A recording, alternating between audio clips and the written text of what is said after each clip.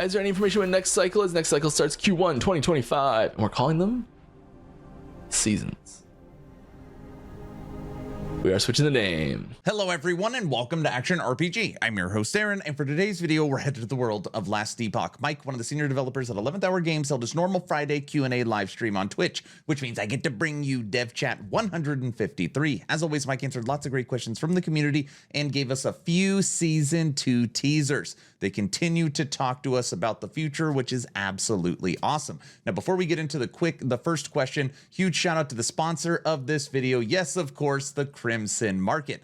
Now, if you don't know about the Crimson Market, they have some of the coolest tools and tech on their website and Discord for trading inside of action RPGs. But what a lot of people like about the Crimson Market is, of course, the Crimson Club. Yes, what you see on the screen right now is the Last Epoch PC. In the Crimson Club, they give away a custom high-powered gaming PC every single month. And when you are looking at the Crimson Club, at time of recording, the next computer giveaway is in 12 days, and it is the most expensive computer, high-tech computer they have ever made. It is the D4 Pyramid. Yes, it is very, very cool. To check out the Crimson Market completely free, right now they have the golden ticket that will get you in for 30 days Royal Tier. I highly recommend them. They are an awesome partner to this channel, and I appreciate them so much. All right, let's get into our first question around idols and passives. Any extra passive points coming with the new chapter? That's a good question. Eventually, when the new chapter does get here down the road, I don't think we'll add more passive points. I know we're shaking up how the these passive point rewards and idle slot rewards down here, the way which we've got to do one more still before we hit that final. We're gonna do one more. So the way that these get delivered to the player is being relooked at and changed in such a good way. So that'll change. But getting actually, I think there'll still be 15 when we do eventually down the road add another chapter. Did you guys hear what Mike just said? The way we acquire passive points and idle slots changing for the better. Now let's talk quality. Is EHG getting significantly faster developing content ever since the popularity from 1.0? While I love the time I've had with the game, I have a hard time enjoying it farther as the overall experience has felt extremely similar for years. Yeah, I think we are. I think the big thing that's happened is we've gotten the quality level's been rising, I think. You know, we're less accepting of bugs, and you know, like when a feature rolls out, there's more strict rules on, you know, the quality level it needs to be at and the timing that it needs to be at, like the time before patch that needs to come out. So like I think we develop the content a lot faster, but we've put a lot of very necessary I guess procedural things in place that have caused probably a slight slowdown in content generation compared to what they would have been if we had just taken the speed up from, you know, getting better at this and adding more people and not adding those extra quality checks in. So overall, yes, faster, but not light speed difference, I would say. So yes, asterisks. Seems like this question is going to come up every single week around skill MTX. MTX, etc. is a good way to support you guys. Feels though bad when I'm playing Werebear Tornado build this cycle, and every time I enter Werebear, I miss the skin. Any news on what about skins for Werebear and Lich? So yeah, we are planning on ability specific cosmetics.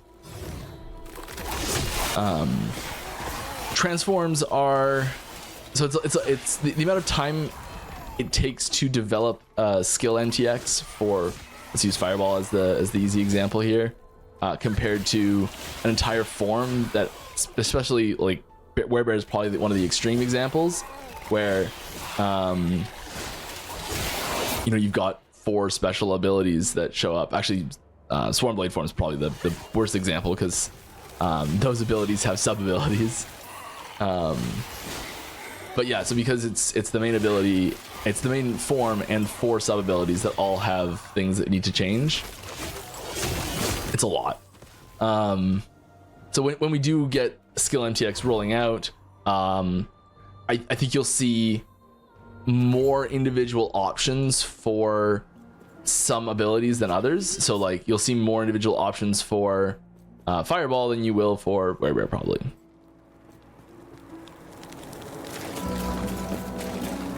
But it's like it's something we're working on. It's on the list. It's coming. These are the things we're doing. I'm glad. And when he fled, I've got a feeling it's going to come for season 2. Obviously, maybe 1 or 2 skills, but they get asked so often. I bet that's something that's cooking in the background. Theme achievements. Good, Mike. Sorry for being the 346th person to ask this, but can you say anything definitive about Steam achievements and or a season reward track similar to the Vault?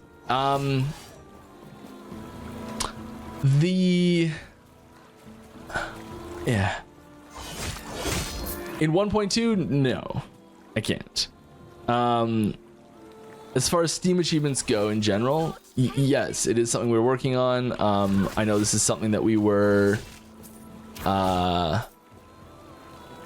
we made a big list of achievements we wanted to put in, at least initially.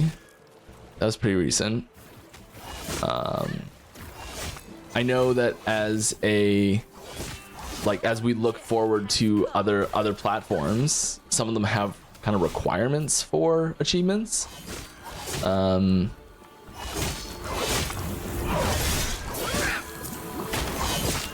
So I would expect achievements. I don't want to give you any sort of timeline on it. All right, I'm going to stop Mike right there. Obviously, they are looking to move LE onto console. The game has excellent controller support, and some of those consoles require achievements, and they have talked about getting Steam achievements in as well. They are working on it, but not coming for season 2. Teaser number 1. Here's your little teaser. Look at that. Another conversion one. Vengeance. Base physical damage is converted to fire. Consequently, this damage scales with increased fire damage, but not increased. Yeah, this is just the standard text for all the conversions, but it is important to note that it is a full conversion. So Fizz Res Shred goes to fire and Bleed goes to ignite. So it's the whole shebang,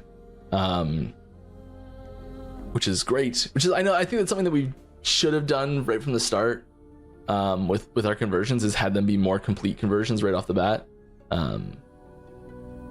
Yeah. There we go. Vengeance gets a fire mode. Yes.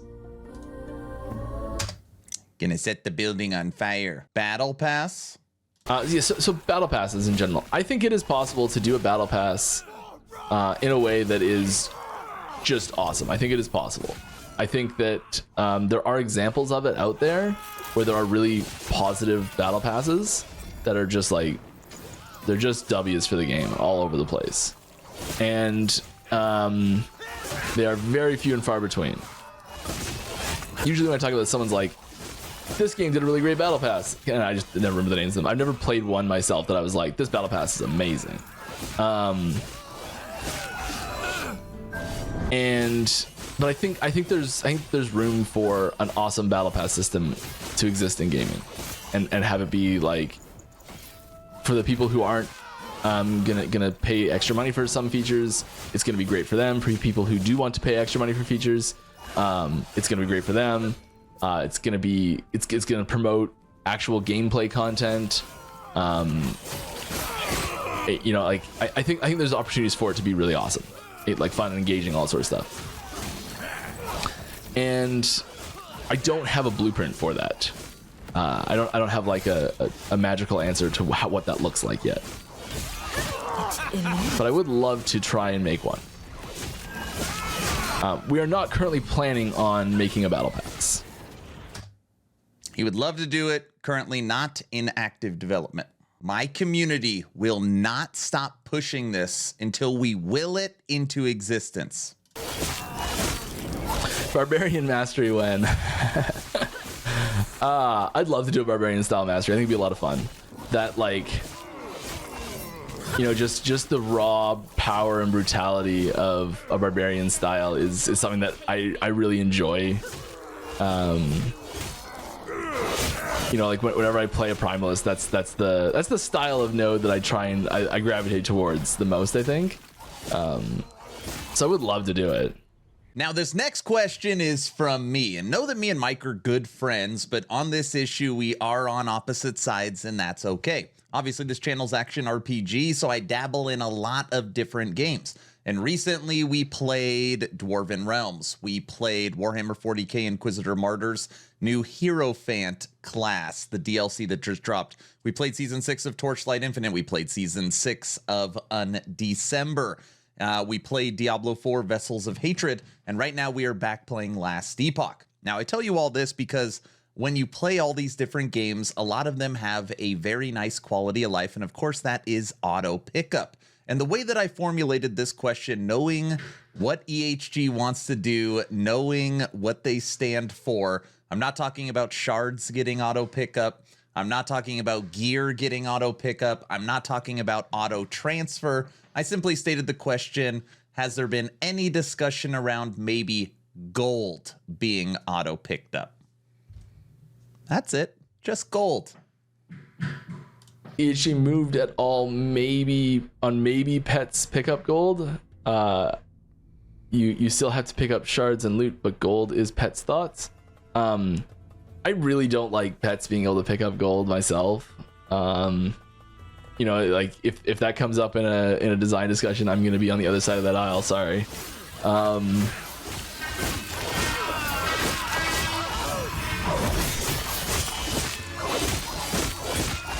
I haven't heard a good, personally, I haven't heard a good argument for having that, at least in my eyes. This next question is also from me, and I'm going to ask it every single week. It's around getting an updated roadmap. All right. Yeah, roadmap update. We gotta get that updated soon. I don't know when that's gonna happen. I hope it's soon. Because there's even questions in today's stream that I'm like, we had that roadmap update out. No one has that.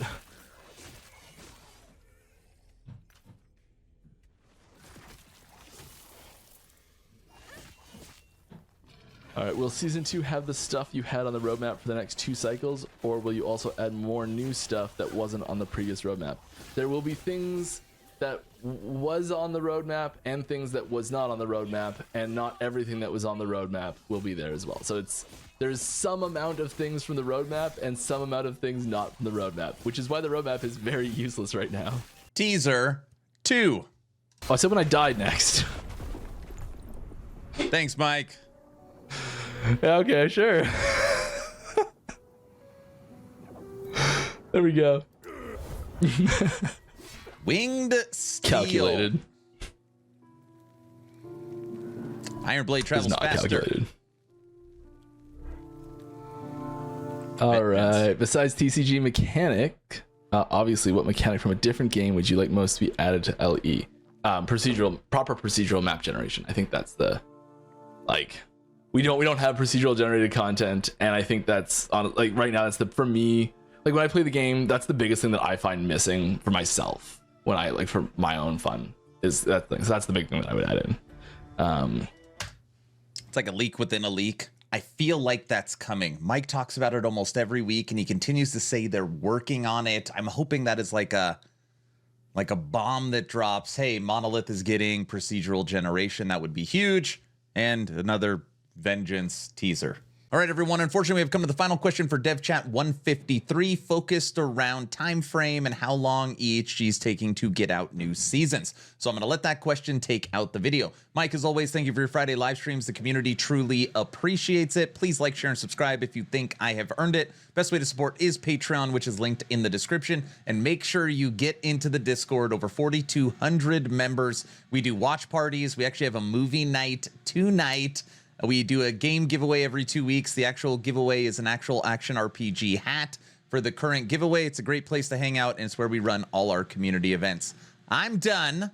Mike, take it away. Anything to increase the production speed, cycle patches has been a bit light for my taste. I agree. You know, yes, we've been like, we're hiring a new gameplay developer. Basically, if you want to work with me, specifically like making abilities and stuff like that. I think we announced it last stream. There's a developer position, so you need to be real good with the clickety clackety, typing the code out, but also, you know, enjoy design stuff too. And we are increasing the speed there. We delayed this quite a lot because we had a pretty big pivot on what we were planning on doing for 1.2 based on feedback from 1.1. This is why feedback's so important. Is because, like, I think we're gonna have a way better 1.2 product at the end when 1.2 comes out. It'll be a lot more fun. It should be a better way to put it. It'll be a lot more fun.